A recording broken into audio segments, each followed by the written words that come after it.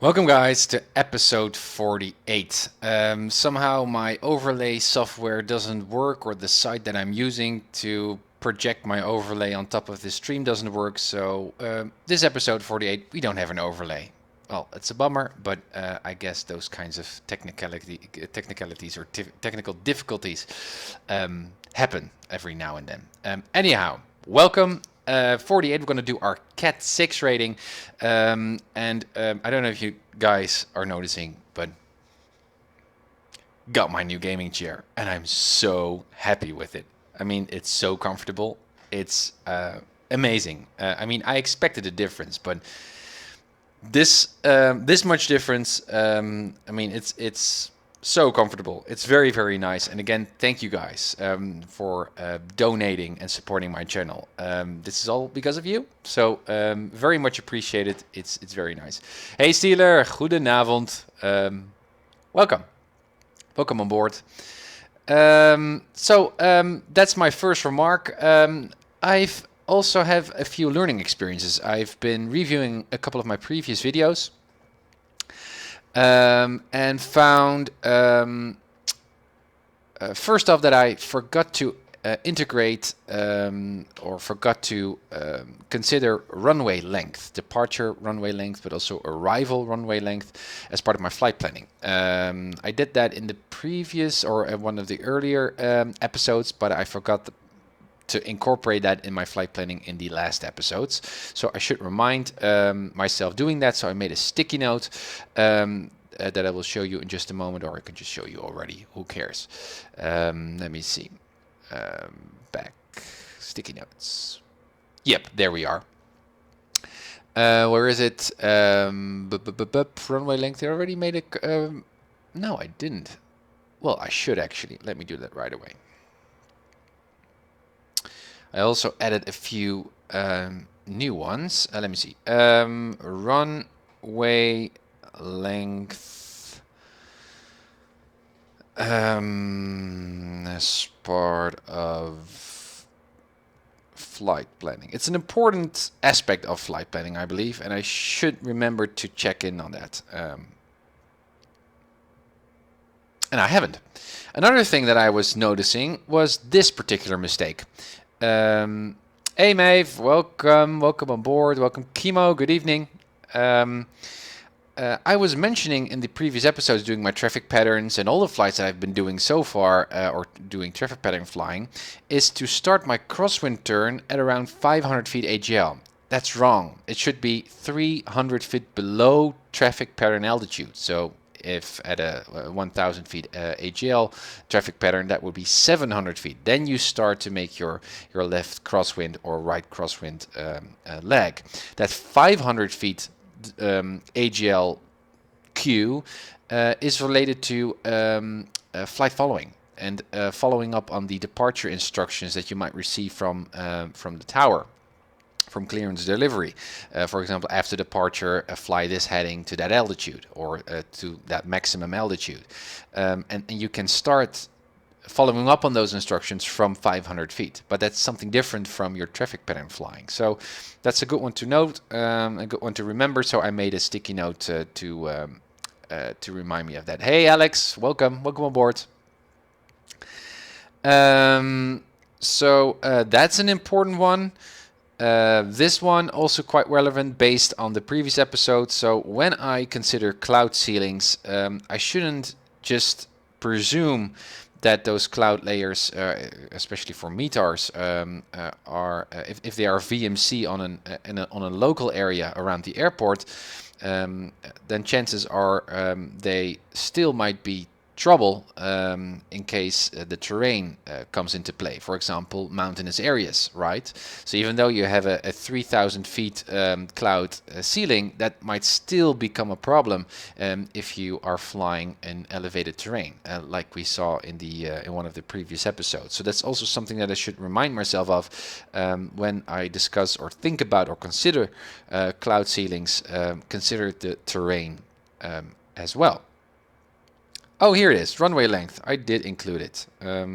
This one can go away.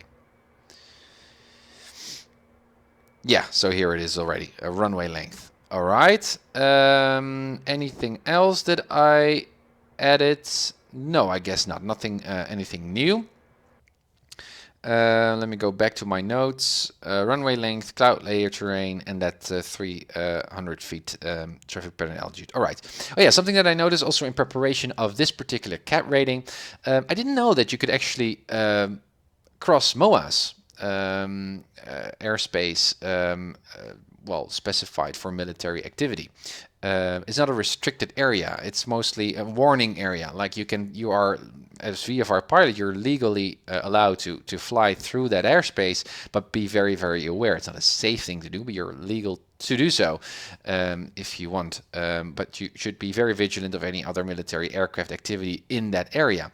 But as part of the CAT-06 rating, we actually use flight following as a, well, an extra set of eyes that watch us while we cross any kind of particular MOA, which is interesting. I know in the past that I've done a couple of flights when I really, made it much more difficult to get to a particular destination airport by moving around, avoiding all that MOA airspace. Well, actually, I could just fly through it, especially when you are on flight following. So that's a good insight as well. And a new donation goal, obviously, because I got my chair, which is so awesome. So I thought I'm really... Hey, Scotty, welcome. Yeah, the chair is great. I just uploaded a movie on YouTube, kind of like a vlog style of me unpacking this chair. But it is so great, and it looks just so cool in my room here. But really, I expected a lot, but it even exceeded my expectations. It's very, very comfortable. So I couldn't be more happy with it. It's awesome. But I set a new donation goal, and it's a little bit fictitious, and you cannot see it already, but again, as I started my episode here, the site that I'm using to project my overlay on top of the stream is somehow down or is lagging or whatever, so that's why the overlay with my flight info is not here in this particular episode. But I reset my donation goal to Rex Skyforce 3D, which should be launched or released any day now. I've heard the guy say it should be just a couple of weeks when it is launched, and I looked up some videos on YouTube on, well, it's actually the next evolution of Texture Direct, and it looks just awesome, and I cannot wait to have that software installed here to have those kinds of cumulus clouds, high definition pictures of those clouds. It just looks gorgeous. So that's going to be my new donation goal. I expect it to be priced around $50. I don't know for sure, but that's the case. And if anyone decided to donate in this particular episode, I don't get any alerts here. At least that's what I'm expecting, because that particular site is down. So I will have a look afterwards on the stream. All right, that's all the stuff that I like to talk about before the flight. So what are we going to do today? Well, the CAT-06 rating. What we're going to do is this particular flight, and it's getting more challenging with each episode, guys. I'm already feeling that level of challenge being raised.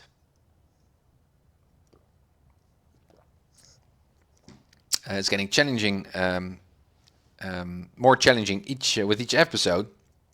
From Bakersfield, where we are currently over here at Delta class airspace, we're gonna fly all the way down southeast to Mojave airport over there, also at class Delta airspace, so not that much different from the previous episode, except for that in this CAT rating, the CAT-06 rating, we request flight following from the ground, not in the air. And well, on the one hand, that makes life a little bit easier, because here on the ground we don't have anything else to do than just write down what the controller is assigning us to do, or just confirming our flight following request. But when you receive or request flight following from the ground, in most cases you also are assigned particular departure instructions, so a particular heading to fly and a particular ceiling or a particular altitude to get at after departure. And also while you're departing, when you have requested or received takeoff clearance by the tower. When you're at 500 feet or 1,000 feet almost, then the tower will assign you to departure. So it's a little bit more increased workload when you depart, but it's a very subtle difference. Doesn't mean though that I will pass this particular flight though, but that's it's a nice gentle upgrade from the previous CAT-5 rating. So this is going to be our flight, 50 nautical mile flight, I believe, something like that. Yeah, 50 nautical mile, 10 gallons. We've got some headwinds here. Currently at Bakersfield, as you probably can already see looking outside the window, we've got haze. Not great visibility today. Because it's marginal VMC currently at Bakersfield. We've got 8 knot winds from 290. We've got 5 statute miles. Oh, that's better than it was just half an hour ago. It was 3 statute miles. We've got haze but clear skies. So it's still legal for us to fly today, but visibility might be an issue. So in the first leg here of our flight, we need to be careful, because if we rely on visual reference points too much, we might not see those. Because of the bad visibility, so it's better to use radio navigation. So what I initially thought was to do this, to depart from Bakersfield and follow along this highway that will gradually bring us to Tehachapi. But if we cannot spot the highway because of this bad visibility, it might be better to fly an outbound radial from Schefter VOR, that's north here of the airport, and we might fly a outbound radial of 104, right? So that's a consideration. And here at Mojave Airport, we have great weather.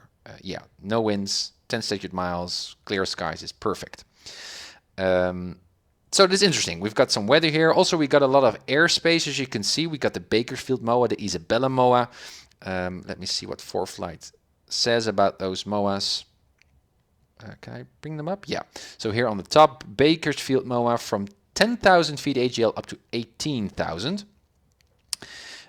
So we could underfly that MOA if we want to.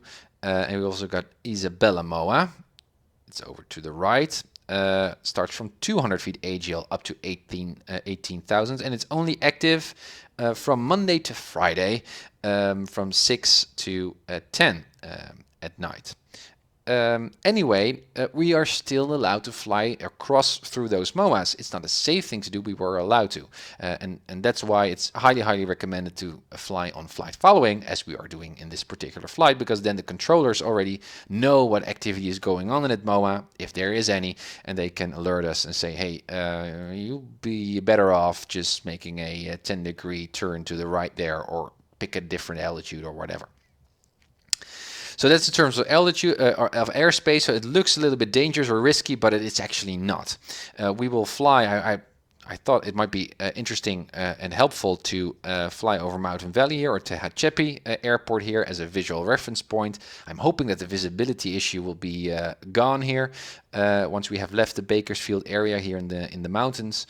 And then once we are there, we can fly to Mojave. We could also use Edwards. Where is it? Edwards VOR here. Edwards 116.4 over there as a additional radio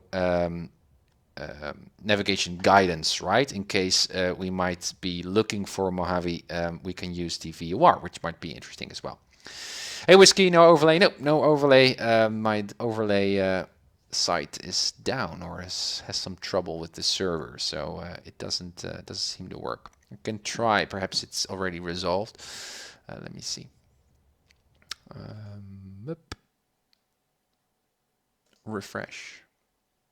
No, there's some weird internal server error. So no overlay today. I don't know what's going on there, but I'm expecting it will be fixed in a day or so. Right. So that's the whole idea. We got a lot of airports here to divert to during our flight in case we have an engine out or any kind of other trouble. So that's good. In terms of fuel, I refueled the Cessna to full tanks. We are near a tank, but I refueled it, so we've got enough fuel to make this particular trip. And in terms of runway length, well, Bakersfield I know from heart.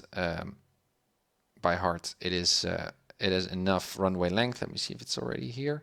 Yeah, so you can see here 30 right, 10,000 or 11,000 feet. That's plenty. And Mojave has got multiple runways. Let's have a look at the taxi diagram very soon, but let's see the runways here. Also a very big runway of 12,000 feet. It's amazing. So let's have a look at the taxi diagram. This is Mojave Airport. So one big runway, and I'm expecting that that will be the runway that the tower will assign us to land on. There are some other smaller runways there. Well, I don't know. We're going to see, but I'm expecting 30. Again, generally the winds are coming from the ocean, so from the west. So generally that is the runway to pick. But we'll see. And I've noticed that that is a right pattern. Let me see here on the sectional. Yeah, so you can see RP, a right pattern to 2, 2, 6, and 3, 0. So what I'm expecting is actually a right crosswind or right downwind entry into that traffic pattern of 30.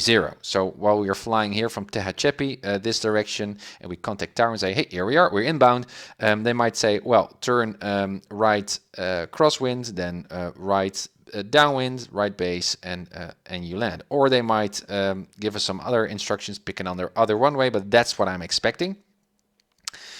Let me see. We've got AWAS. I don't know if AWAS here in rather than ADIS is implemented in Prepared. I forgot. I know that X-Plane does, but I don't know if Prepared also does AWAS. What we will see, we'll have to let the tower know that we've got the current weather. If AWAS is not here integrated in Prepared, we'll just say we'll have the weather, because we can also here look on ForeFlight and the weather is perfect. It's just VMC, but still, it's good to know that in once we are near Mojave, like above Tehachapi, Mountain Valley here, we check into ADIS to make sure that we got the current information there. Also, what I'm seeing in terms of airways, you can see a lot of military activity, which is not really surprising because we're near Edwards Air Force Base. A lot of training air routes, as you can see here. This grayish area you can see starting from 5,000 AGL up to 10,000, but that's military route or corridor stops near Mountain Valley, but there's a lot of military airways there. So IR425, VR1293. So that's going to be a corridor that we need to be very careful of, not to fly into other air traffic. Still, we are on flight following, so chances are the controller will say, hey, Papa Telting mic, beware, there's some traffic on your 9 o'clock or whatever. But we should be careful on crossing that particular corridor. So that's an alert or a hotspot, you could say, during our flight. Anything else that I'm concerned with? No, we already talked about weather. We're going to look at the weather charts very soon. No, that's generally it. So a very nice, relatively small hub, but it's getting more complex, more airspace. It's an interesting one, I believe. So let's have a look at weather. There we are. We have looked at the METARs already, but it's also good to have a forecast, right? Well, high pressure area usually depicts good weather, so that's good. No precipitation forecast for our area. We're currently at 1900 Zulu, and you can see marginal VMC currently active. Well, this is an hour-old chart, but marginal VMC, there's IMC to the north and near the ocean, doesn't concern us, but marginal VMC should alert us. This is 1500 Zulu, this is 1800 Zulu, and as you can see, AirMats, IFR and haze is on the ocean side, so there's no IMC there that concerns our flights. Still, that marginal VMC is active, so that's good. No convective sigmas, no thunderstorms, and that kind of stuff. Ceilings, this is valid to 1800 Zulu. Ceilings are, well, I don't know if this actually reaches Bakersfield. I don't think so. It confirms our METAR from Bakersfield. So we don't have any cloud ceilings here. This is from to 2100 Zulu, which is more a relevant chart for in case of our flights. And you can see no ceilings. Good. Again, satellites confirms that. You can see not a lot of cloud puffs there above the Bakersfield area. And infrared confirms on that. So that's good. Visibility might be an issue. Yeah, you can see here, right? 6 miles, 5 miles, confirms the METAR. 1800 Zulu, this is for 2100 Zulu. And you can see that the visibility is getting less worse, which is good. Okay, that's a good thing to know. On what altitude are we going to fly? Well, let me hop back to the map first. Because we've got some terrain issues, obviously, as you can see. Or issues, it shouldn't be an issue, but it should be something that we should consider, right? Well, as you can see here, some mountaintops at 6,920 feet. So let's say 7,000. Oh, you can even see here 8,000. My gosh. All right. And here on the other side, 6,500, 7,000. Okay. So I would say we're flying to the east, so we should pick odd numbered cruising altitudes. So I would say 7,500. That might be in conflict with these mountain peaks to the right of us, but as we're not going to cross those, I think we will be fine. But it's good to remember, if the visibility is bad, we should perhaps fly straight towards that Edwards VOR and stay to the north of Mountain Valley, because we don't want to fly in that mountain peak south of Mountain Valley there, right? Makes sense. So while we are departing here, we need to be sure that our visibility is improving while we're flying. And I'm expecting that to be the case, because the METARs here of Mojave are great, and we have just seen the weather charts, but still, it's nice to have a plan B ready. Let me see. Back to those imagery, weather charts. I'd like to go back to winds. So 7,500. Let's check with 6,000. Well, winds are doing all kinds of stuff, and not a lot of. They're not that strong. So we can say, well, kind of like winds calm. At 9,000, it gets a bit stronger. But not a lot of stuff is going on over there. What does ForeFlight say? We'll have a look soon. No, I would like to go one back. Where are we? Winds. Yeah, no turbulent SIGMATs active. No icing, and freezing levels are around 13,000. No concern to us. Okay, back to the map. What does ForeFlight calculate? It calculates a 7-knot headwind. All right, a 7-knot headwind, which is not much. A 32-minute flight from point to point. Okay, so we talked about weather, being very considerate of the terrain as well. Runway length we considered. Alternate airports we considered. Fuel we have considered. Airspace, airways, the taxi diagrams we studied. We might study Bakersfield as well. Where are we? Parked. Let me see. Airports, Bakersfield, details, taxi diagram. There we are. We are, I guess we're near the tower. Where are we? I guess so. There's the tower behind us. All right, so that would suggest we landed at 3-0 right? The last time. So I thought we came in like this. Did we? Where are we? I would, if the tower is near our tail, I would say we are parked somewhere around there, right? It's good to know, because we need to let ground know where we are. And also, I would like to know where we are because of our taxiing. What's our magnetic compass saying? We're pointing to the east. Right, so that makes sense. Yeah, so we are pretty much, yeah. So what we're gonna expect, I think that's gonna be, if I just turn away my iPad here, this is gonna be Alpha Taxiway. That's what I'm expecting. So that would be this line. So we might just get an instruction like taxi Alpha and then Bravo 31 right.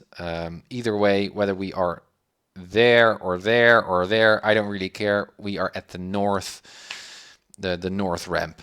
I don't think we need to be more specific on that. They call it here the west side hangars, but as I noticed in the previous episodes, the controllers much more prefer more a general note, like are you on the south of the runways or at the north or at the west, or but in this case I would say north would be more obvious. And if they are not sure where we are, we can specify where we are. We could say we're near Alpha 6, for example, here near this taxiway. Let me clear this drawing. Okay, so what I'm expecting is via Alpha Bravo 30 right. Okay, one next thing, because we're doing flight following, it's good to already write some stuff down, because we will be instructed to go to departure right after we have taken off. We need to switch to departure, and once we have contacted the ground in just a few minutes from now, they're gonna give us the departure frequency. And it just helps to, because you can already look this stuff up, that you already wrote that down, you can concentrate on the stuff that is new, like your transponder code or whatever, your departure instructions, so you have more time to write that down and listen. So let's go to Bakersfield once more. Bakersfield radar. Right, so we got multiple radar frequencies. We got a south one, a north one, and a north-south one. That's a little bit weird. Well, as we're going to fly to the south or southeast, I would say 118.8. That's going to be our frequency, I guess. 118.8. Okay, so to my scratch pad. We're going to write down the weather very soon. I had an acronym or some. I remember doing this before and explain. I don't know what the acronym was, where I know the whole flow of what we're going to receive in terms of instructions. Let me see. Here we're going to put the weather information. And I guess we're going to get departure instructions. We're going to receive a frequency, which I'm expecting will be 118 point. Already forgot. My gosh. Where are we?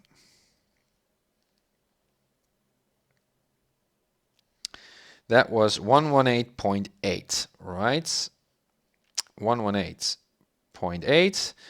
And we're going to receive a transponder code.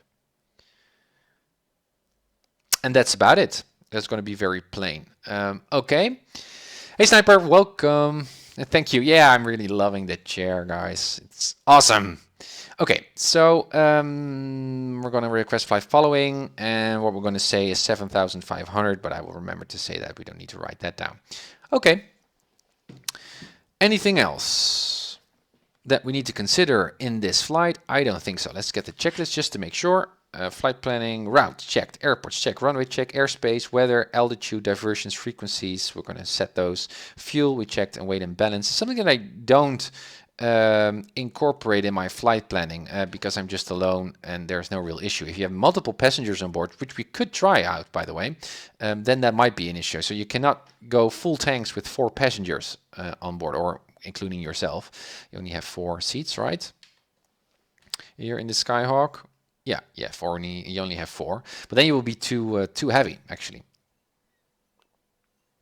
there are some very disastrous but educational videos on YouTube of Skyhawks departing when they are too heavy, and that's not a pretty scene, I can tell you. Okay, so we can start with the actual flying bit, which I always like to do. Okay, first one, reset cabin. Control wheel lock removed. Let me check my Saitek panel. Yep, there goes the fuel pump. I don't know why, but it does that. Let me go down. Parking brakes, fire extinguisher. Let's pretend it's in the green. Windows are closed. Door is closed. ELT is set to auto. Cabin air is open. Flaps are up, and they are up. Levers are not synced yet. Now they are synced. Yep. Trim is okay. alternate static is in, field tanks set to both, transponder is off, this stuff is all on, ready, circuit breakers are all in, and all this stuff is off, and it is synced with my Saitek panel. Okay, cool. Then we can remove the pitot tube cover, as you can see, bloop, and the wheel chocks. Tie downs I will remove during my walk around. Let's first check whether the internal systems are actually working. So batteries on, see the fuel gauge here, full fuel tank, so whoop, as you can see there. Landing lights on, taxi lights on, everything on, and pitot heat on. Let's go outside and have a look. Taxi lights are on, landing lights are on, position lights are on, strobe light, yep, and on the other side works as well. Yep, there's the beacon and it's working too. The position light, there we go again. Yeah, it's on. Stall horn, and I'd like to feel the pitot tube. Is it warm? It is warm. Okay, that's good. All the lights off except for the beacon light and the pitot tube. Pitot heat is off. All right, we move on. Avionics on. Wait till we hit a peep. Full illumination. Good. Then flaps down. And they go down in sync. We do this because during the walk around we like to inspect those control arms and all those connecting stuff over there. We can inspect those much better when the flaps are down. And then we move upwards here. Let's test the transponder here. And as you can see in the standby mode, the transponder code of the previous flight is still set. So it is a good procedure here to change that into VFR so that when we turn our transponder to mode C, we are not emitting a wrong already in use transponder code, and that might confuse the controller. So that's a good check. Off again. This is all, we're going to set that after the engine has started. Annunciator panel seems to work fine. We go down here, everything's to be okay, control, the circuit breakers are still in. All right, avionics off, batteries off. Awesome, let's do our exterior walk around. Whoop, pitot heat is not obstructed, baggage door is closed, tie down removed. Let's have a look at the elevator. We should have done the flight control test, by the way, before we started doing this. Okay, but this looks good. And connecting rod looks good. Okie doke. Wiggle of the trim tab seems to be fine. Flaps also, they are nicely connected. Wingtip, ailerons. Also, we should feel the edges and all that other stuff, the antennas, but Ontario we're going to stip. 247 Juliet November. Tie down removed. Information Sierra. Wear and tear of the wheels are okay. Good color, no contamination. Full tanks, awesome. Oil, good color, enough quantity. Fuel from the engine, good color, no contamination. We got the propeller blades, seem to be intact, not damaged, good. Intakes are clear. Static air is clear. Fuel tanks, again, confirm our gauges. No contamination, good color, no wear and tear. Tie down removed, stall horn is not obstructed, fuel vent not obstructed or clear. Ailerons, they look good. And wiggle of the flaps and control arm seems to be correct as well. And that completes our exterior walk around. Awesome. Norbert, have you got chase plane yet? No, I haven't. I have seen the videos though, but I didn't consider getting chase plane yet. I don't know. Chase plane includes head bumps and that kind of stuff, right? Because that's mainly what I'm using EZDOK for right now, although it's a hassle to install it. So I was really pleased seeing a chase plane being released. I really like to have that head bump dynamic G-force kind of stuff, like I set EZDOK to do that in my flight. So I think it does, but I don't know for sure. Need to look into that. And otherwise, I will get chase plane very happily. Hey, Dad, welcome. Welcome on board. Okay. So that completes the exterior walk around. No need to visit the maintenance hangar because we've got a very healthy Cessna on our hands, so we can start with our before engine start, which is always good. So what we're going to do is first fasten our seatbelts here with the new chair. Haha. Connected. Okay. Then we're going to close the doors. Keep the window open. Okay. And we're going to check whether the brakes are working. They feel firm. That's good. Fuel tanks are set to both. Circuit breakers are in and the avionics are set to off. Beacon is on. Alrighty then. Good. Battery's on. Let's prime the engine. 1, 2, 3. Primed. Fuel tank off. Mixture in. Parking brakes are set. And do we have anyone here walking around? No. So clear prop. Mixture full in. 1200. Watch the oil pressure rise. There it goes within 30 seconds in the green. Lean for ground first. There it goes. Reset to 1000. Okay. Generator on. Avionics on. Transponder set to mode C. We already know it's going to go to 1200, so that's good. Virtual headphones on. And there we are. Allow the engine to warm up while we set the radios. What radios do we need? Well, we are currently at Bakersfield, so we need to sign in with ground first to request flight following. So that's what I'm going to do right now. Details. Ground 121.7. It's not set in the COM1 standby, or it's, let me see, 121.7 switch. So that's active right now. Then we need tower, obviously. Tower 118.1 already set. Departure is the one that we're going to set once we are switching to tower at the run-up area, right?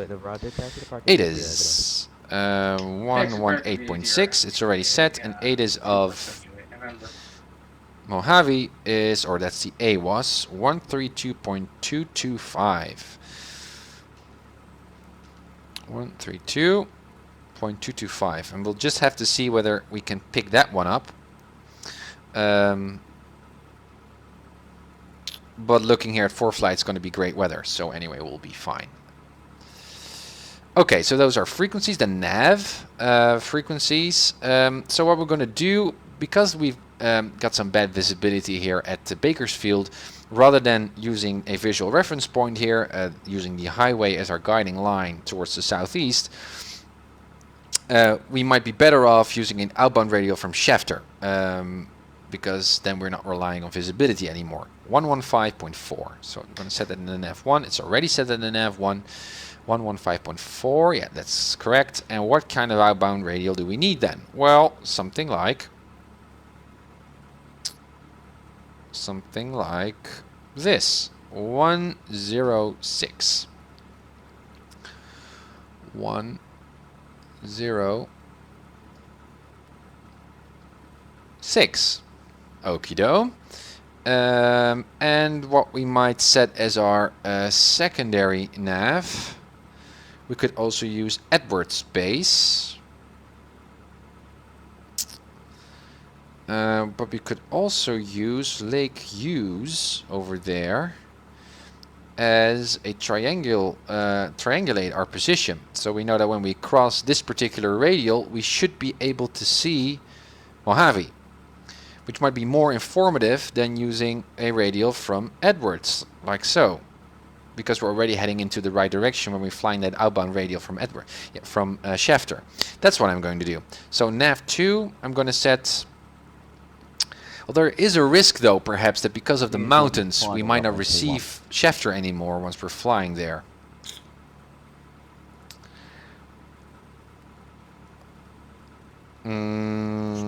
What VOR to pick? I'm taking my chances. 7,500, we're flying above the mountains, so I will take Lake Huge. Or Use. Sir, are you And we're aware gonna... that I didn't give instructions to... You didn't establish a two-way radio This is a little bit too communication close. before you entered the airspace. That is a pilot deviation, sir. Runway 21, clear to land. 1-5. Now a little bit more sharp here. Let's say that's the corridor, the military airway corridor. 1-7. All right. So we got Lake Use 108.4. Nav 2. 108. Oh, I set that to the Nav 2. Let me see. 115.4. That was the Schefter, right? 115.4. Switch. That's now in the Nav 1 and Nav 2. I'm going to set Lake Use, and that's 108.4. Confirmed in my virtual cockpit? Yeah, that's confirmed. Okay. And that's we're going to set on, what was it? Just to make sure, something like 2.2.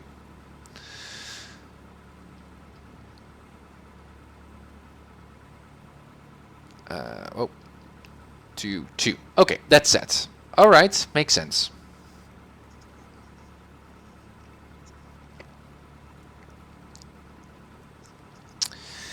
All right then. So engine is still warming up. As you can see, it's almost in the green. We've got our frequency set, so we're actually ready now.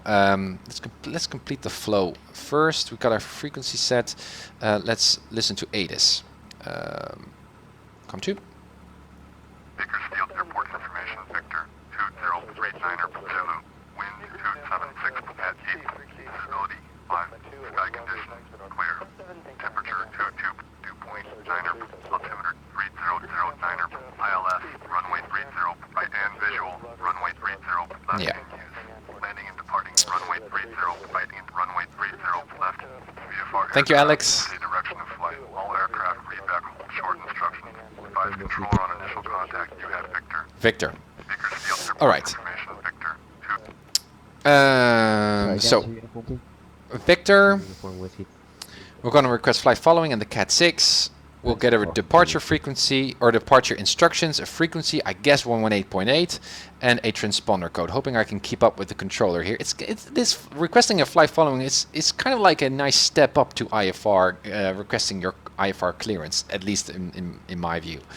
It's nice to write much more stuff down than just taxi instructions or take up the instructions. Hey Nukas, welcome. Welcome on board, man. All right, ground. We don't have clearance delivery. Let's request our flight following to Mojave at 7,500.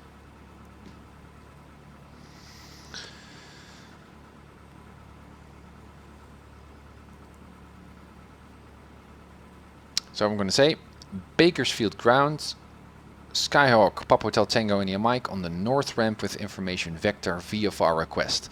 So an initial call just to get the attention of the controller. He might be busy doing other stuff, controlling other aircraft. Then he comes back to me and say, go ahead, hopefully. Or already assign me a transponder code because he knows I'm going to request for flight following, perhaps. But then when he comes back, I'm going to say what kind of aircraft type I am. He needs to know that because that determines my traffic speed or my flight speed and all that kind of stuff. My equipment code, so a suffix that indicates to him what kind of, do I have a GPS or not? Lets him know what kind of instructions he can give me. So not fixes or fly to that fix because we don't have a GPS on board. So he might then know he can only give us vectors, a heading. We're very old school here in this Cessna Skyhawk. So then I will say Papa Tilting Mike says Cessna Skyhawk 172 slant alpha with information vector requesting flight following to Mojave at 7,500, and then he reads back me this stuff. All right, always good to rehearse. Think before you speak.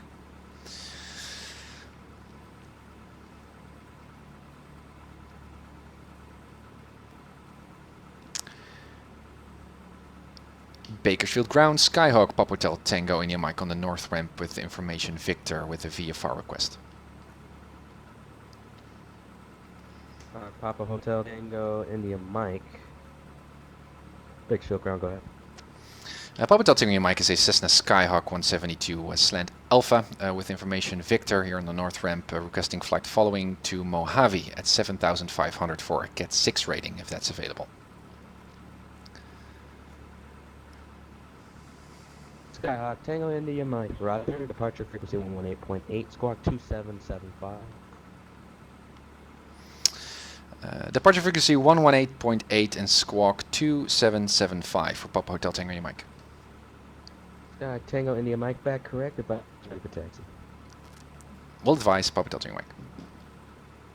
Okay, no departure instructions here. I know from John Wayne though, John Wayne Airport, that we do receive departure free, so a particular heading and an altitude, but perhaps here in Bakersfield, because 542 Uniform Whiskey. Can you just see if because it's a Delta class airspace, we do not receive instruction. I don't know what's the trick here, but it's very basic. Yeah, I had you squawking normal. First off, squawk code, so that the tower knows 2775. Got that set. Frequency we already knew. That's so nice that you already looked that up, right? It just helps with your flow. Norbert, Victor. Did I say Vector or Victor? Reminds me of that movie, Naked Gun, right? Or no, what was it? Or Airport or Airplane? Give me a Vector, Victor. Roger, Roger. Great scene. Anyway, 2775 advice when we're ready to taxi. Well, we are already. And I will expect Alpha Bravo to 30 right. Okay. Engine is already in the green, as you can see here. Oh, no, you cannot see it. Well, trust me, it's in the green. We are ready to go. Let's request taxi clearance.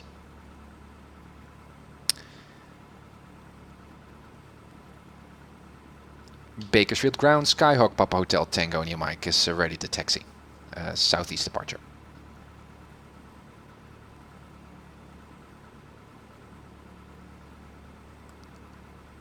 Tango, India Mike, runway 30 right, taxi via Alpha. 30 right via Alpha for Papa Hotel Tango, India Mike. Okay.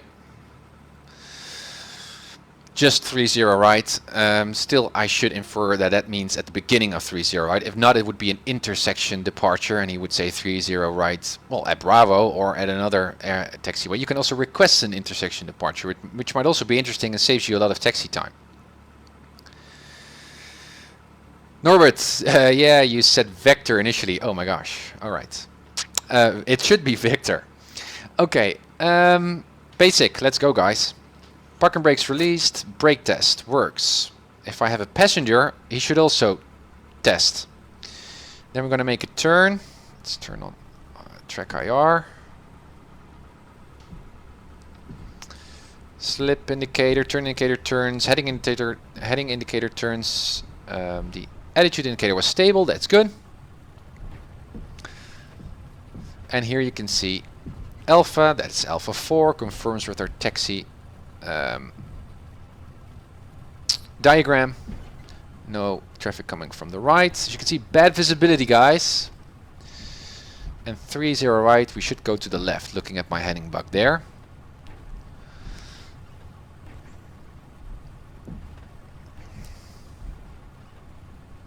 We are currently on Alpha, because we can see Alpha here in the black.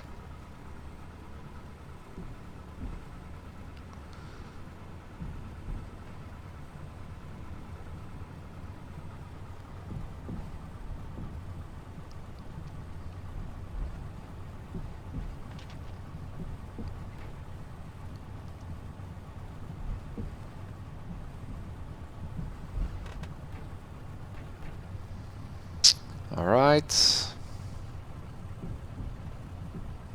Let me see. I guess this is the beginning of 30 right. Yeah, because that's a run-up area. Yeah, okay. That's Bravo, as you can see here to the right. Okay. And there's the threshold line. 30 right. Awesome.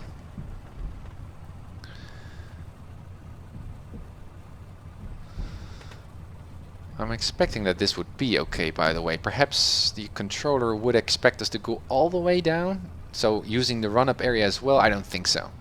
We're just gonna add to our departure here that we are at Bravo. In the wind, engine is warm, mixture full in, fuel tanks are set to both. 1800s. There we go, everything is stable, no shader messages, everything is in the green, stable, left mag, good, back to both, right one is good, back to both.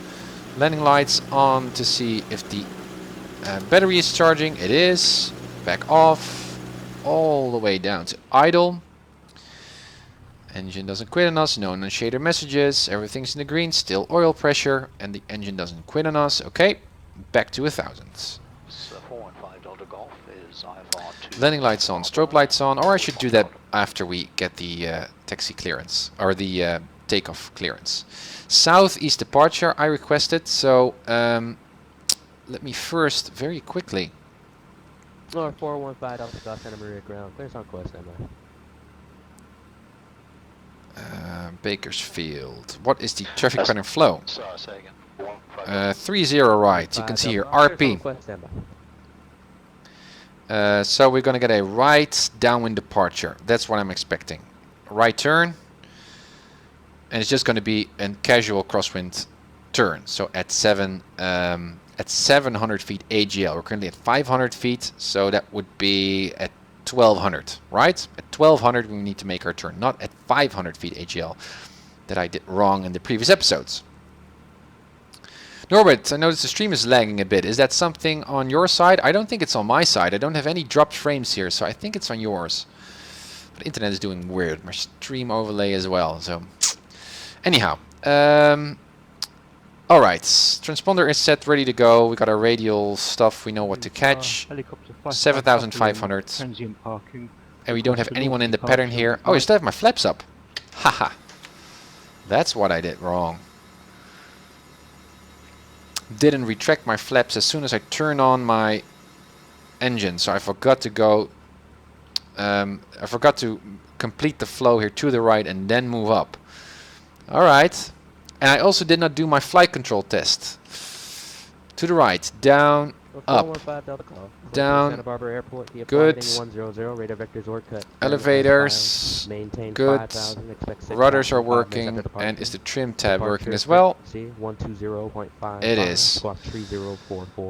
Sloppy, Tim. Alright, we are ready to go, switch to tower. Barbara Airport, fly heading 100 on departure, radar vector, all good, then as filed. Climate. CAT-06, guys. Expect 6,000 in 5 minutes. March frequency 120. Hoping I will pass. Walking 3044. 415 Delta Golf, read back correct.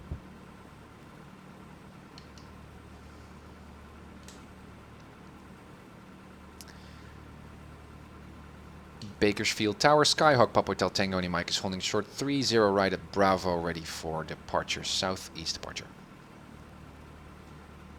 Skyhawk, Papa Hotel, India Mike, Bakersfield Tower, southeastbound departure approved, runway 30 right, clear for takeoff. Clear for takeoff, 30 right, southeast bound departure, Papa Hotel Tango. There we go. Mixture full in, lights, landing lights on, strobe lights on. No one is on final as far as I can see. Windows should be closed. Helicopter 55, Papa Lima, San Luis Tower, Roger. No one is on that side of the runway. Good. Say direction 5. Also new controller. I don't recognize this sound. 55 Papa Lima. Nice. 55 Papa Lima, Roger. Bound departure approved. Departure from the non-movement area is at your own risk. Use caution. There we go. Oh, we're already at the run-up area here. Alright. Set, set, set. Let's go. Full power. Right rudder. Everything's in the green. Airspeed's alive. 50. 60. And rotate. There we go. Keep that nose a bit down to allow our airspeed to increase. Yeah, not that good of a visibility here. Now we can turn on or pitch up a bit more to keep that speed around 80. 1200 feet is coming up.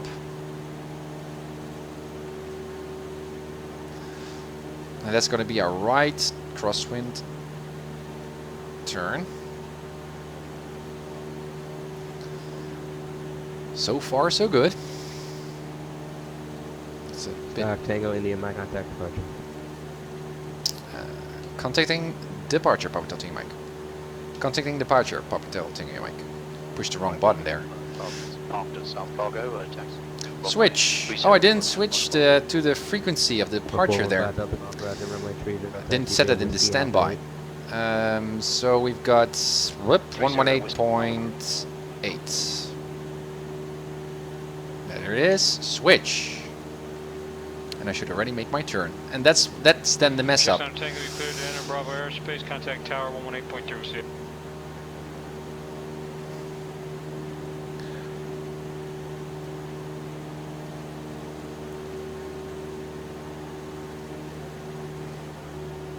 Bakersfield departure. Skyhawk Popatel Tango Mike has just left Bakersfield Airport. We're currently at 1,700, climbing to 7,500. PHTIN, Bakersfield departure, radar contact. Alright, just radar contact. So let's make that Bakersfield, Cessna 9520. general turn here already to the southeast. Archer Delta, thank you. But you saw that, guys, because I didn't preset my departure frequency, I got distracted. And that's why you should systematically do your checks. And it's actually an item on the checklist, so I was too quick.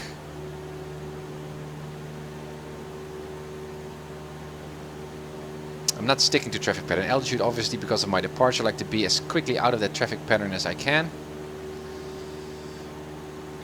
600 Tango, you get limit tower 118. There's the airfield.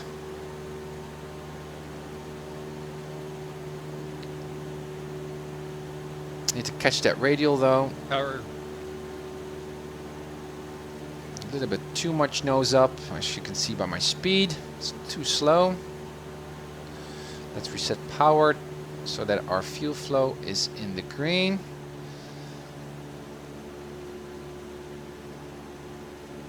Keep that climb going. Good.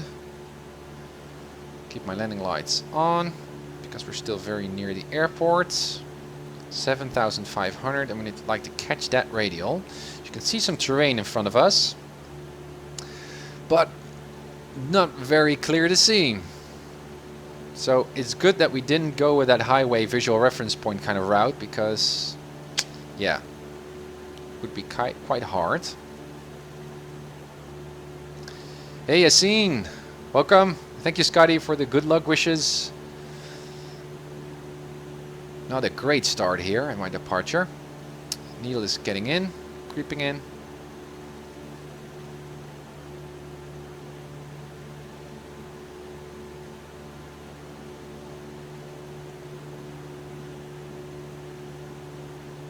Everything's in the green. Good.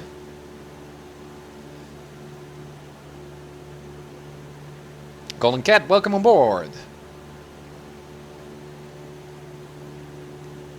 400 feet climb. Let's increase that a bit because I don't like that horizon of mountains. We're on the needle.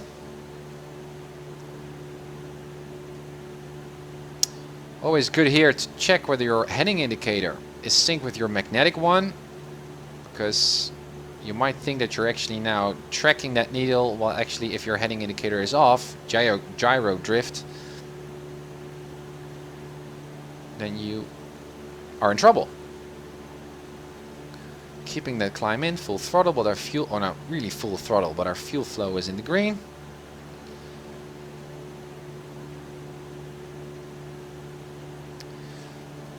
Yeah, Chemo, visibility is pretty low, but we already, as part of our pre-flight or flight planning, we saw that the weather would actually be improved along our way up to Mojave.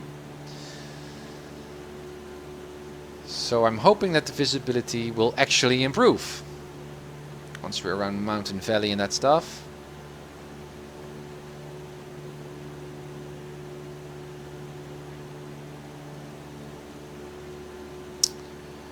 Also continuously listening to ATC here, because we might be assigned a handoff to another controller. We need to be very quick with noting the frequencies, which is something different from just flying from a Delta airport to another Delta class airport just on your own.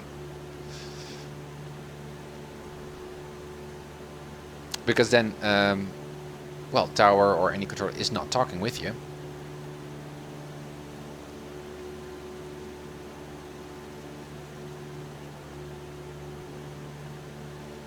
Well, it looks like I'm flying on instruments, Chemo, but actually it's still VMC. But as you can see, this is 5 statute miles. I mean, I already have an IFR feeling, as you do.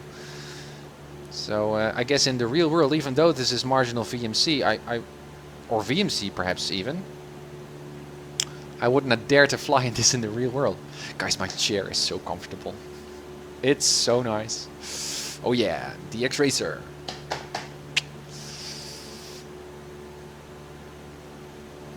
To stay on track here.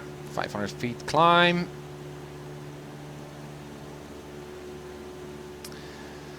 It's going well. And while we're climbing, I can turn off my landing lights. We're now left the airspace there, kind of. Everything's is okay. Let me grab the chart again. So we're currently flying. I should use time, guys. I'm not using elapsed time. Again.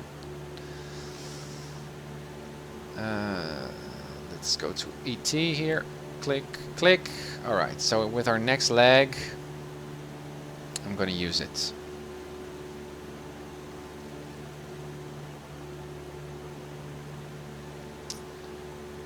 Let me see. Okay, so we are currently, let's check the DME here, 10 nautical miles, 11 nautical miles outbound from Shafter. So that means that we are currently somewhere here.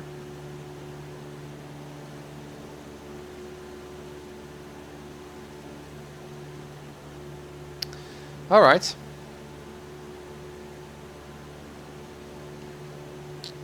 Again, in these circumstances, flying with the GTN 750 or something like that would be really beneficial. And I actually got that software, but I'm not going to enable that here in the Cessna Skyhawk until I start my I ratings, just because I like to focus and practice PilotEdge, looking outside, radio navigation, VFR navigation, because that on itself is already very challenging and very much fun to do. Otherwise, I could just program my flight in, turn on the autopilot and say, please go ahead. And that's not what the uncertified pilot channel is all about. And again, guys, those of you who are watching, I don't know how many of you are currently watching, or whether you have followed me or even donated. The stream overlay is not active because that site that I'm using, Stream Pro,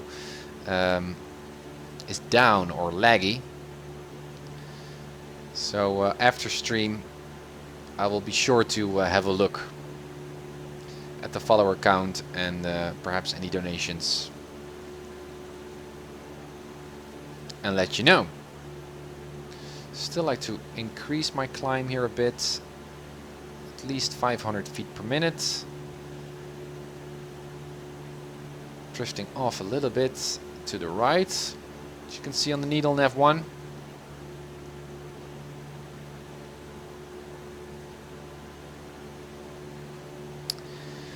The Ryan, even IFR learning first without GPS may be a good idea. You're absolutely right, Ryan.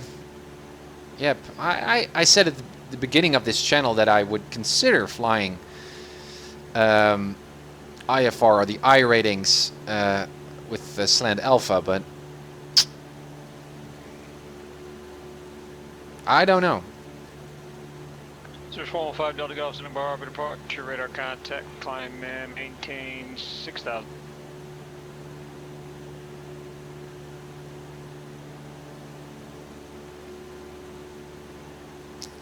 $1,000 to go.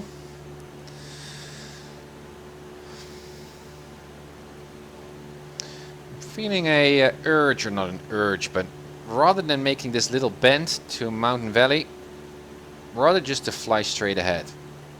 Because it's simpler, safer, because we stick on that needle. To maintain 5,000. And I would like to avoid 5,000. this mountain area here. I'd like to keep north. So that's what I'm going to do.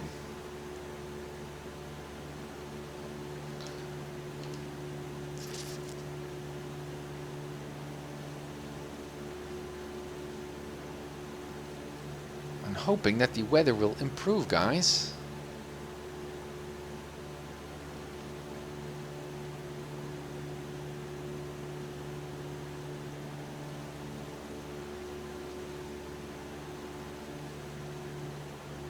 It's definitely more fun, Ryan, flying without the GPS. But I guess at some point, especially during the I ratings, it's also educational to know how to use the GPS. I mean, even that can have different levels or learning points, or to properly use the GPS is not that straightforward, I think. Alright, coming up to 7,500 because we're still in full throttle. Oh, we're above 3,000, by the way. 3,000 to 4,000 MSL. So then the air is thin enough to already start leaning while we're still in a full power setting.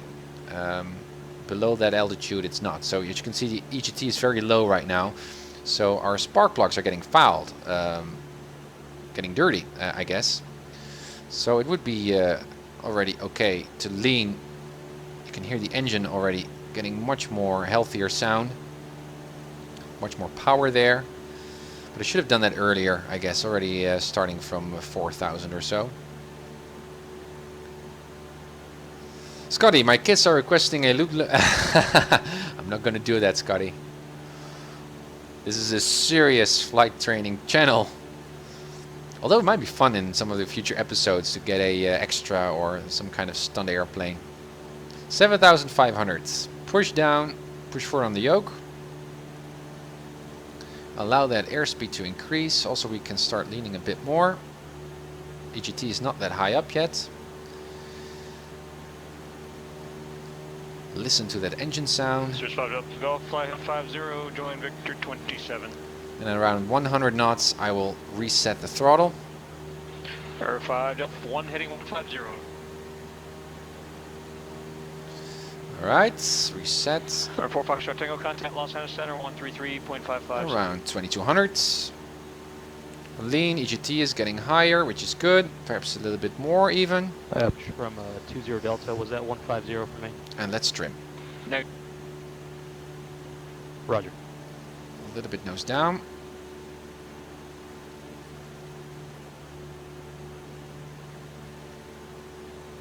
Again, bad visibility, guys.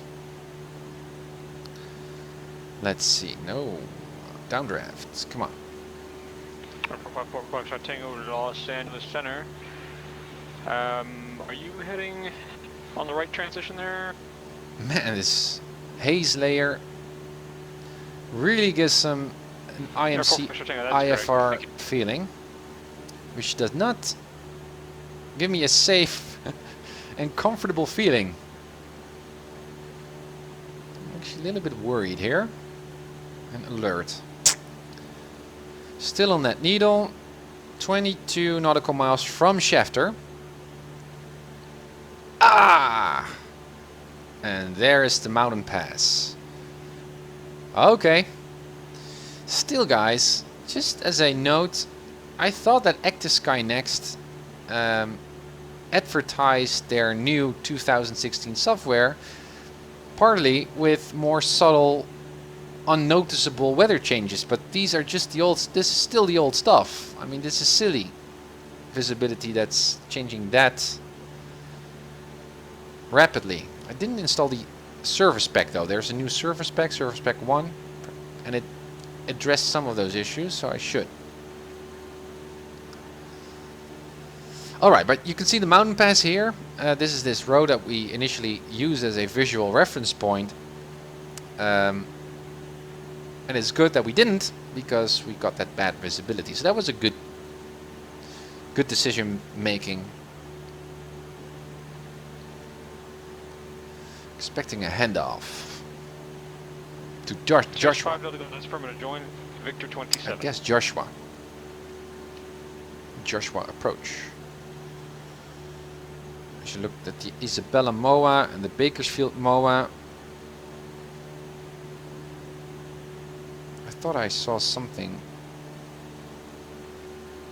right here. For advisory service, transiting the MOAs, contact Joshua.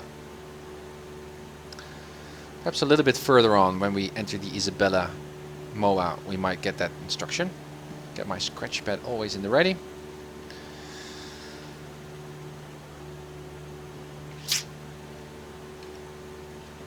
Nice mountains here.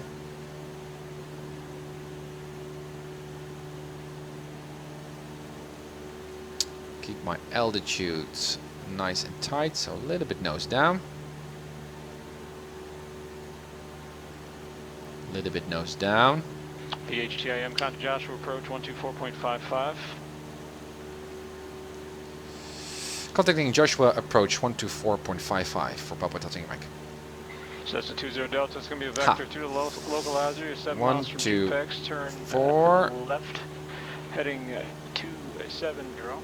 5, Maintain 3000 until status 5, localizer. switch. Runway 30 right approach. It's probably the same controller, so I'm waiting for him to reply once more.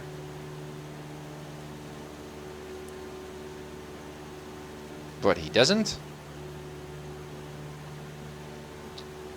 Joshua approach. Skyhawk Papa Tango Mike on 7500. Scout PHTIM's Joshua approach, Mojave altimeter 3013. 3013 Papa Tango Mike. 3013, higher pressure. And that might explain better weather.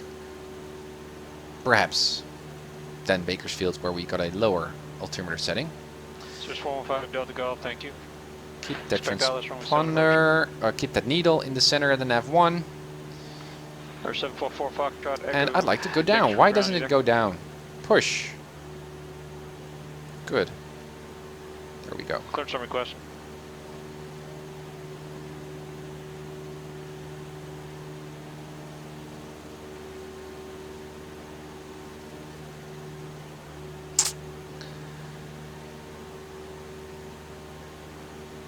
Also, a safe feeling to know that we set the nav2 to cross on that distance when we should be able to spot Mojave. Or 788 Lima Sierra Bullhead Tower. I mean, that's Correction. also the whole danger or Bullhead risk Tower, of correct, just the, using maybe the one here is, radio navigation just as a plain heading to fly, because you don't know how long you should fly that heading. So you should either use elapsed time, calculated time, or triangulate, right? Use a nav2, for example, like we do now, to know when you should be able to, or make a next bend in your flight track. 4 Foxtrot Echo, clear to Hawthorne Airport, Meadow 2 A departure, little bit Lake nose Hughes, down trim, perhaps. Victor 459, Seal Beach, correction, Victor 459. Hey, Whiskey, Darts, thank you for jumping on board. Bye. Climb via acidic set, maintain 3000, expect 1010 miss after departure. Departure frequency 118.8, squawk 3614. Nice scenery. Again, if we've got an engine out, what would we do? Well, I would go, I guess, that direction, not go back, because I know there's Mountain Valley and Tehachapi Airport over here, which we already visited with a 182 a couple of episodes ago. How do you But I guess we are not able to glide all the way to that spot there. So I would rather than pick, there's a golf course over there. I would like to stick to the road so we can be picked up. So I would probably pick, I guess, somewhere over here or there. 5 Delta Golf, the MEA for that airway is 6,000. Depart Gaviota heading 150, then descend maintain 5,000 back to Fape Road. Stick to 7,500, Tim.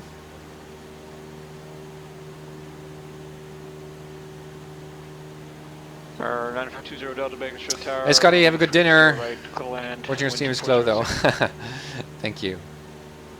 Bye Scotty.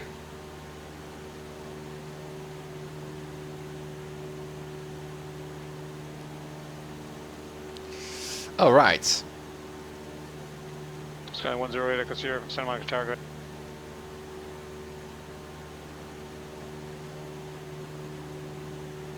Still, everything's in the green.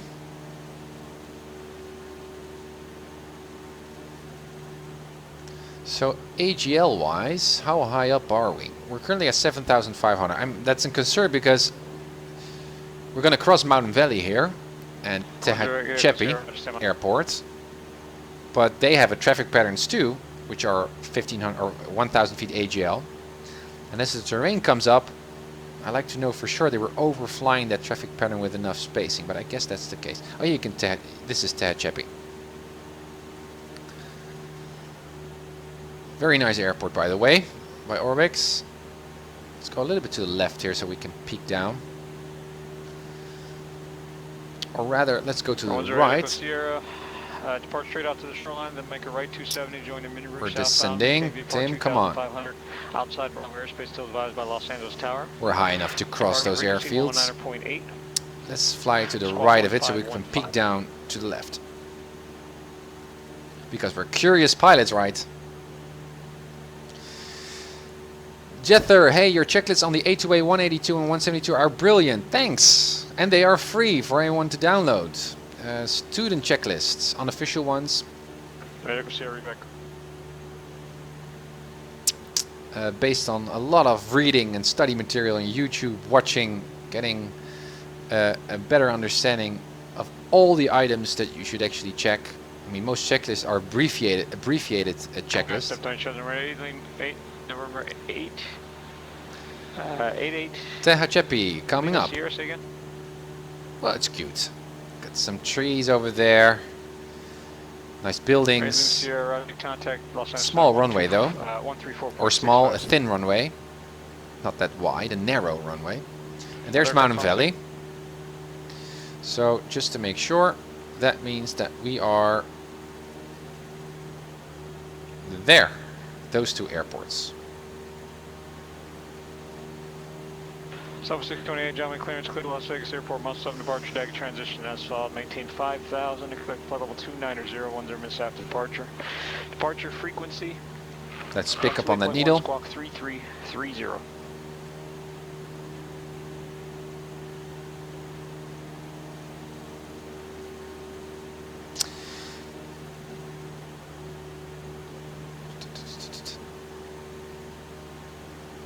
Alright. So 628, read back quick. Catching that needle. So, Foxtrot Tango, maintain 50240. obviously, when looking ahead, there are some terrain issues here. 7,500 might not be enough to make this flight. We could obviously just fly this mountain pass, but it's perhaps a bit tricky. What we could also do is just fly a little bit to the south side here and then make a left turn. R788, Lima Sierra, Los Angeles Center, right then. So, this is the mountain stuff there that we're seeing to the left.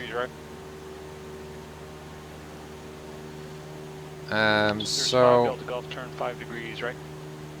It's actually over there. R788, Lima Sierra, radar contact 10 miles north of Bullhead Edwards, Airport. 116.4. I am going to use Edwards either way. So I know for sure that we're overflying. Come on. Edwards, 116.4. 90. I read you loud and clear. It seems like you can't hear me. How do you read? Alright, that's set. 90 is already good. Nav 1. Or let's pick nav 2. 744 Foxtrot Echo Roger, clear to Hawthorne Airport. Departure F2, that was 116.4. Direct. Maintain, climb via Saitek at maintain. Got a reading 3000. there. Expect 1000, 10 minutes after Confirms. Departure frequency 118.8, squawk Confirms our 3614. needle and our track. Good. Right on track. So that means that if we fly this heading, we will overfly Mojave Airport straight on. That's good to know, and we got good visibility. Runway 30, good. That's set in the heading box. Let's listen to ATIS.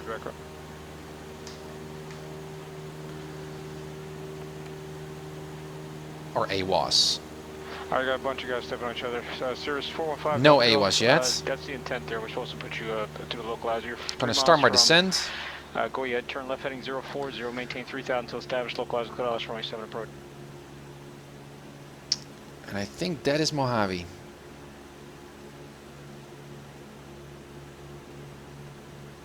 But I don't know for sure. Final to Gulf.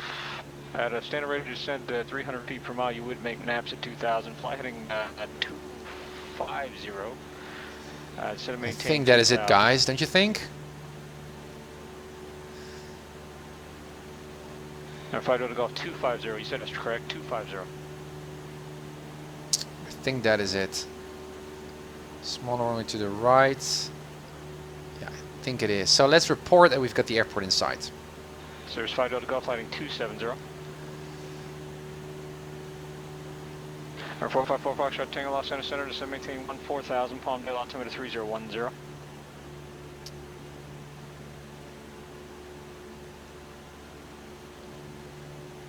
Joshua approach, Skyhawk, Papa Hotel Tango Mike's got the airfield in sight.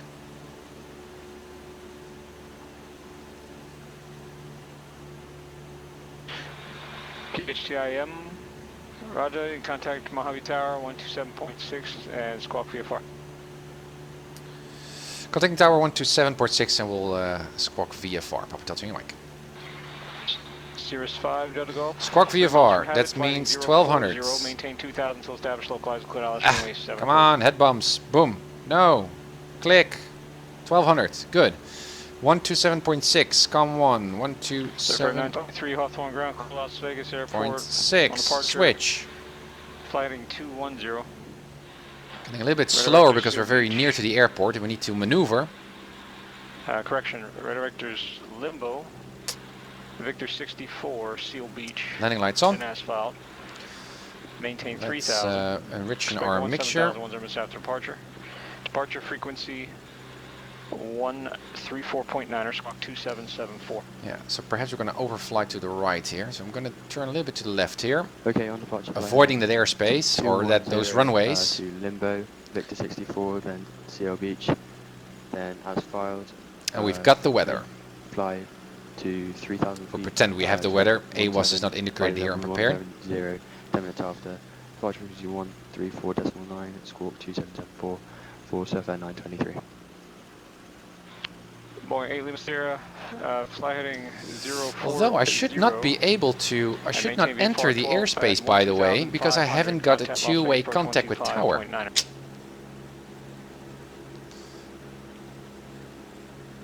Huh, staying out of that.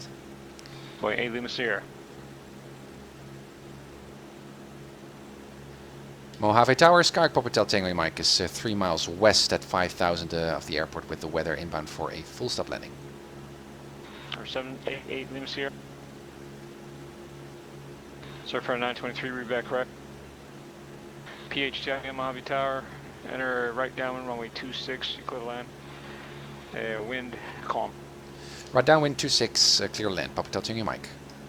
26! Cirrus 5 Delta Golf, add naps, contact tower 119. That is 26, that's that one, okay? Boy, Lima Sierra, I see you making the turn. I'm not sure if that's you avoiding the Bravo airspace. Alright, I think that is that runway. Or if you can hear me. If you can hear this is that true? like that. No, it isn't. 26. Let me reset first. 26. Interesting. Boy, Lima Sierra, I see that the would be 2. 126.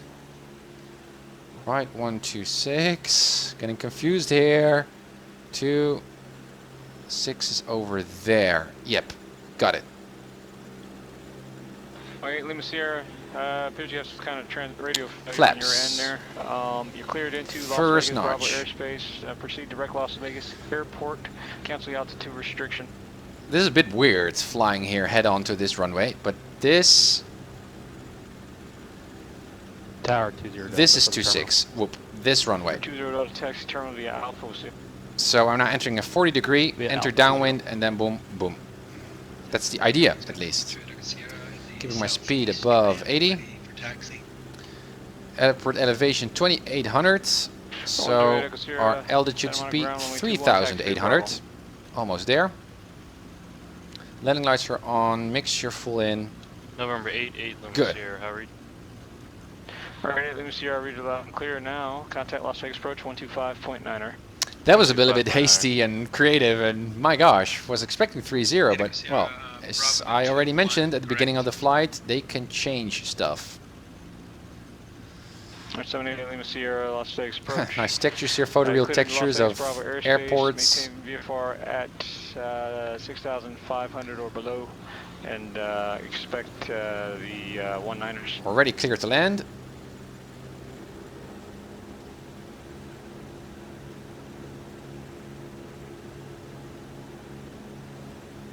That's I have a gonna turn for you short. be 26. Air 108 Echo Sierra, that's affirmative, runway 21 taxi via Bravo. Roger that. A little bit too slow here. More power, more power, more power, more power, more power.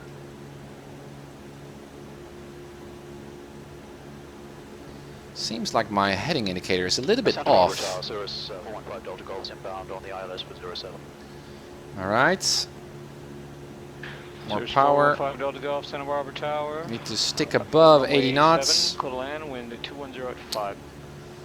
Clear to land 7. I mean, VFR flying is so interesting, guys. This is so much more hands-on and flexible stuff. I mean, with an IFR flight plane, you already know what to do. You're just getting hand off, handed off, handed off, handed off. You just follow a pre-scripted plan, but with VFR, it can be quite creative. You copy, maintain VFR 6,500. Alright. 26. Can see it on the runway. As you can see now, we're on 2.5 or 2.45. Synced with our magnetic compass, though.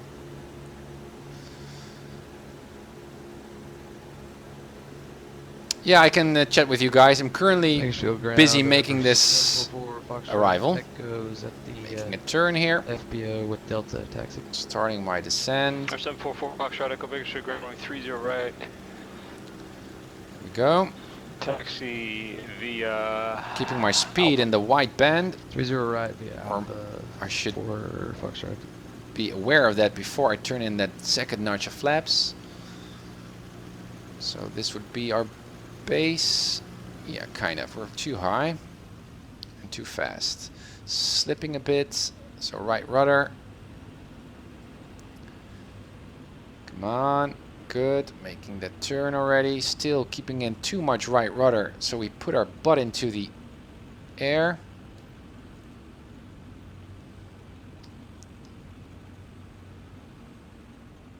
There we go. Wait until this speed is in the white band. There it is. Second notch of flaps. Otherwise we break the flaps. There we go. Add some power in. Around 60. That's our target speed. Trimming up. Confirmed with the heading indicator. 26. There we go. Nice and easy.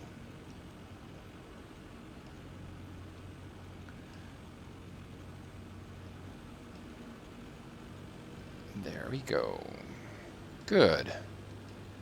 I'm ignoring the peppy lights here. Still a little bit more nose up trim.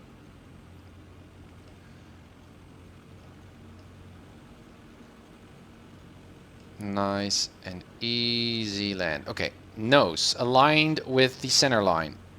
Good speed. Fixed on the far end of the runway. Throttle out and pull that yoke incrementally, incrementally, incrementally. not that pretty, but not bad at all. Flaps up.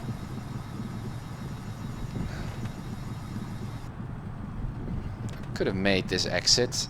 Jungle ground 0628 at the terminal with the weather request and push. A little bit more power here to, again, expedite the exit. We don't have any other traffic in the pattern.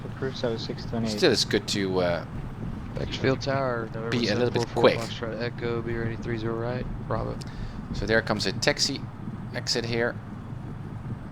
Santa Barbara Tower, Cirrus 415, Golf's ending simulation. Yep. Echo. Just try to go, try to see it. Other aircraft, 1 second. Good. Bakersfield Tower, 744, Foxtrot Echo, be ready 30 right. 744 Foxtrot Echo, Bakersfield Tower, runway 30 right, cliff ticket. Clear takeoff 30 There we right. are, guys. Mojave. Foxtrot Echo. Are we pass on this CAT-06? I think so. Well, you never know. Sky 108 Echo Sierra, Santa Monica Tower, runway 20, cliff ticket. Thousands, ground operations. Still on tower. Alright, Lima Sierra, enter a left base, runway 19 At Echo, right, and clear contact, runway 26. Las Vegas Tower, Waiting for a gap. 18.75.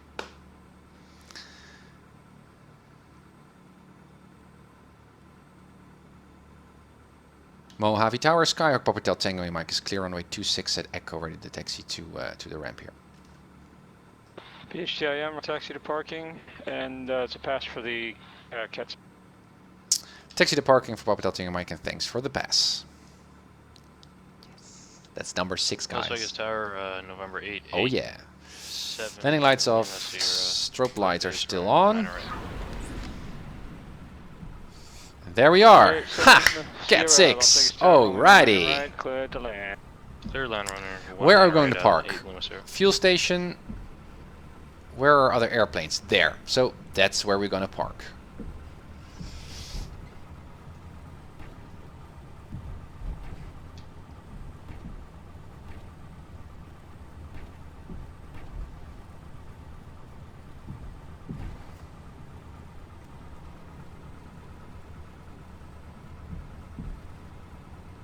Thank you, Kimo. Thank you, US Sen. Thank you for your congratulations. Means a lot. All right. Yeah, how are we going to park here? Let's just align ourselves with these guys.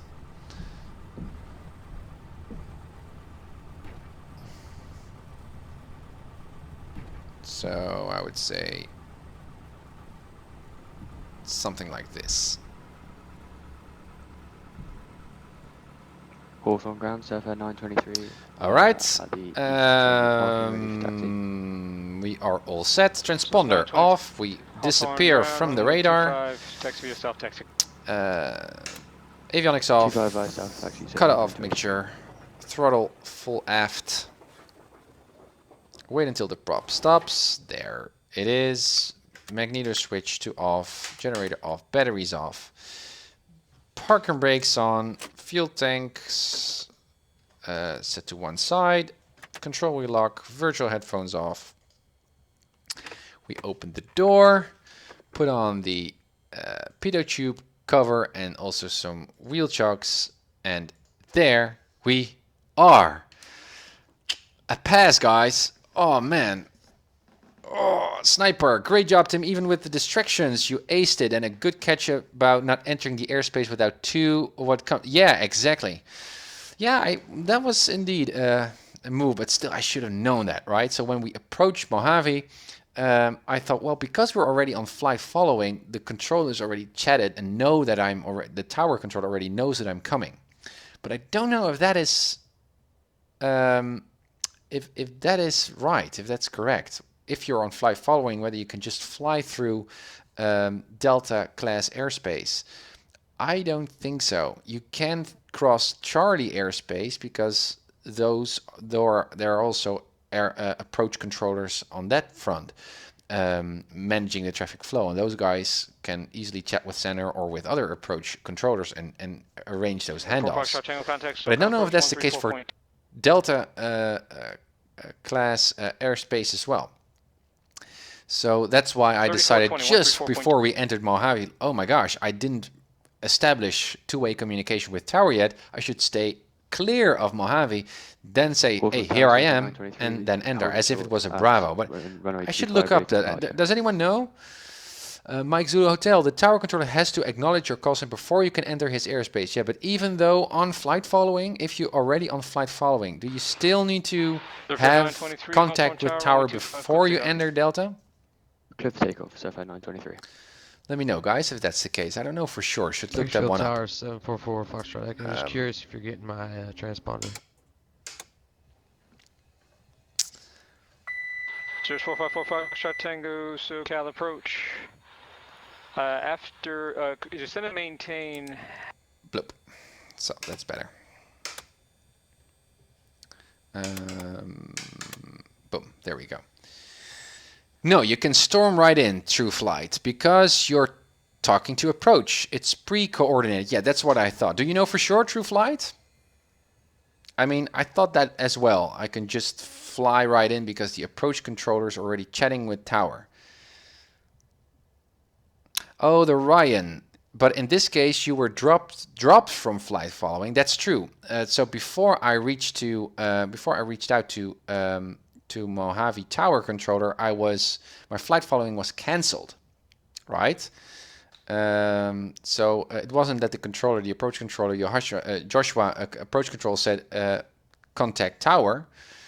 Well, it did ask me to contact tower, but if I maintain my squawk code, that would be the signal, the cue. Then I guess I could have just bashed into that Delta airspace. Interesting. I wasn't watching at the time, but did the controller tell you to squawk VFR frequency approved before you entered Delta? Yeah, he did, Mike Zulu Hotel. Yeah, so before I entered the Delta class, he instructed me to change my VFR or my transponder to VFR. And I guess that would mean that I should have stayed out of Delta before I had my clearance, which I luckily did. Interesting. So in terms of flying, how well did I do? Well, I think I did all right. But I messed up once. What was it? Flight control test at the beginning. I forgot to do my flight control test. Oh yeah, with departure. That was an interesting mistake. Or not really a mistake, but you can see me getting distracted. I forgot to tune in the departure frequency before my run-up, before my takeoff roll. So once I switched to tower to request for my departure clearance, I should have already inputted the departure frequency, the assigned departure frequency, in my standby COM1 frequency. So then when I departed, I could just easily swap the channels and do my whatever without having to, well, manage and creatively solve that problem while I'm departing and managing the airplane. As you saw, I already exceeded my altitude, also my speed, because I was writing down the stuff that the controller was saying and trying to tune my radios. So again, presetting, anything that you can preset in your cockpit, in your airplane, preparation is king, really, for flying. And I made that mistake a couple of times in my previous episodes, and I should remind myself to do that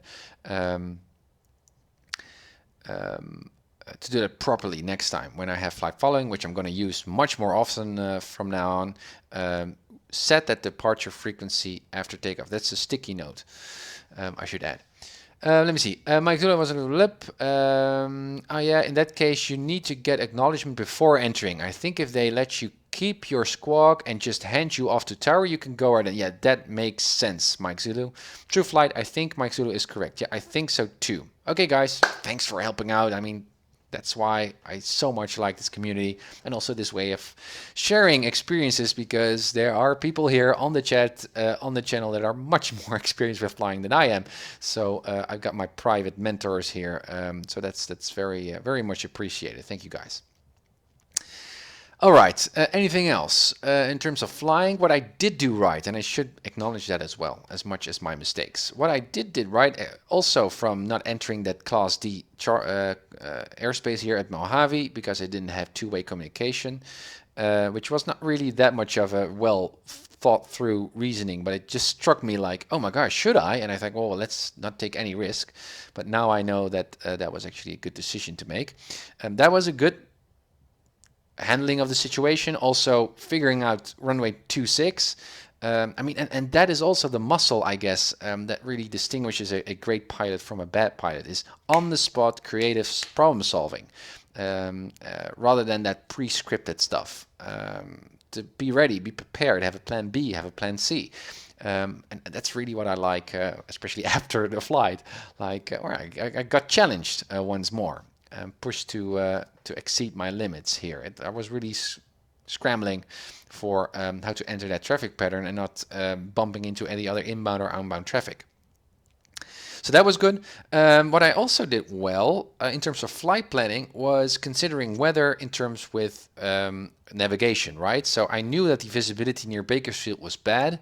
So rather than picking this obvious visual reference point, this highway to follow along, I thought, well, that might not work because visibility is bad. So let's choose the outbound radial of Shafter instead, which was a good decision, as we saw in this flight.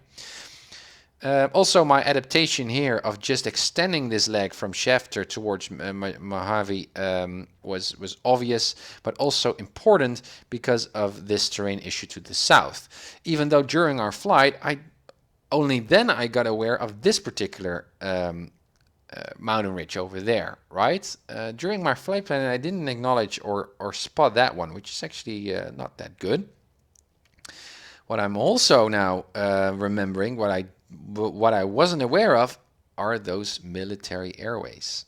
I haven't been looking around outside that much, especially after we visited Tehachapi and those airfields over there.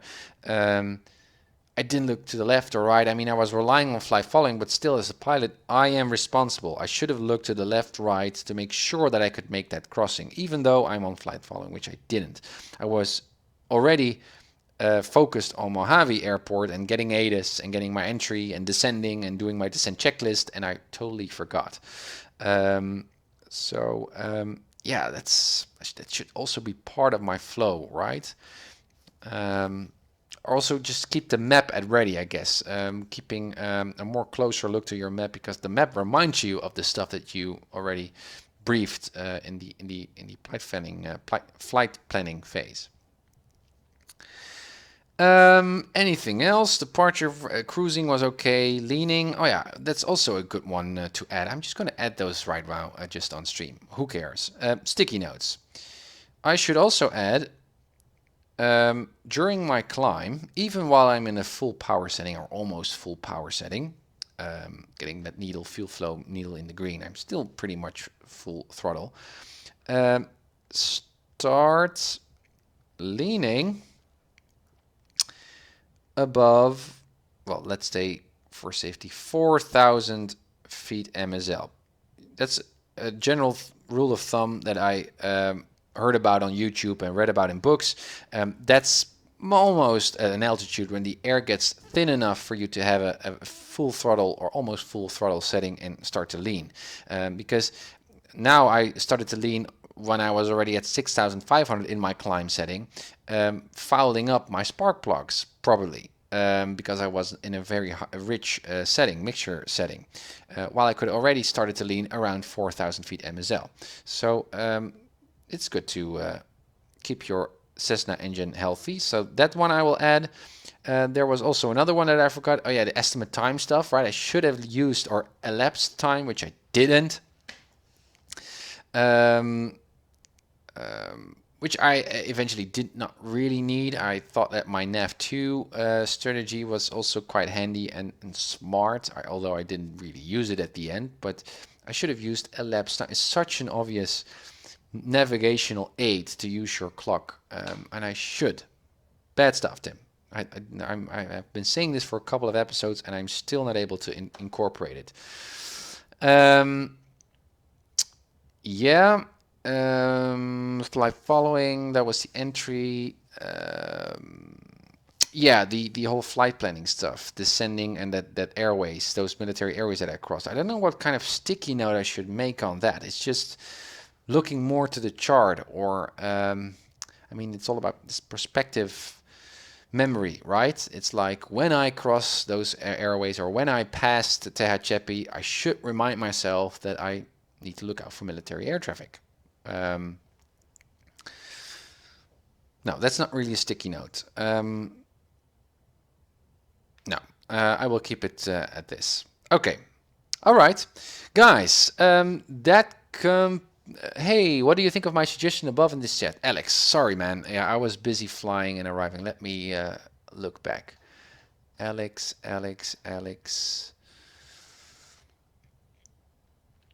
Where is your suggestion, Alex? I don't see any other entry, Alex.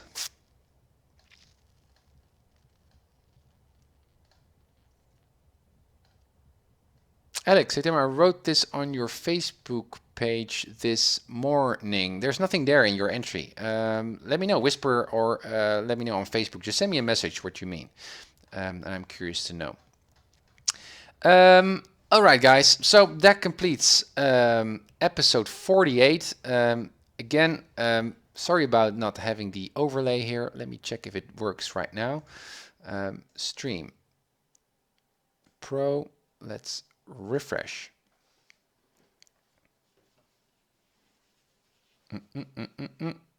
No, the site is still down. Bummer. Hoping that will be fixed very, very soon. Either way, 48, CAT-6, a pass. I'm going to go to the CAT-7 rating. I guess that's going to be crossing a Charlie airspace while cruising from one Delta airspace to the Delta class airport to the next. Going to be interesting. Now I'm getting a little bit sweaty here because these flights are not in my comfort zone anymore, which is something that I really, really like. Also, is the rationale of this channel.